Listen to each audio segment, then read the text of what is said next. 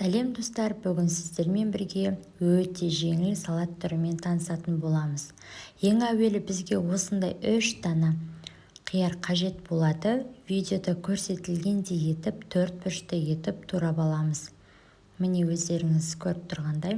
Келесі дайын болған қиярымызды ыдысымызға саламыз. Және қатқан наннан жасалатын немесе дүкенде сатылатын керешкеден азырақ етіп қосамыз. Келесі кезекте дәл осындай сырды алып, кішкене бөлігін ғана аламыз. Және осы сырымызды 4-ке бөліп аламыз. Сырымызды дәл қияр секілді 4 бұрышты етіп турап аламыз. Туралған сырымызды ыдысымызға саламыз. Мен жақсы дәм беру үшін және жақсы рең беру үшін осындай аскөкті пайдаландым, яғни укропты. Келесі кезекте біз құтыдағы кукуруз, яғни жүгеріні пайдаланған болатынмын. Жаңағы туралған укробымды салаттың бетіне салдым.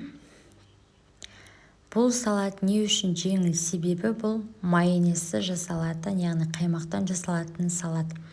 Қаймақтан жасалатын салат ол асқазанға ауыр емес және де өте жеңіл болады. Осылай 3 қасық ас қасықтай қаймағымды салып және де шым-шым тұзды қостым.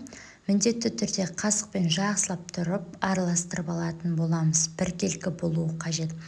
Мінекей біздің салатымыз дайын болды. Ыдысымызға салып аламыз. Міндетті түрде жасап көріңіздер. Біздің YouTube каналымызға тіркелуді, лайк басуды және қоңыраушаны басуды ұмытпаңыздар.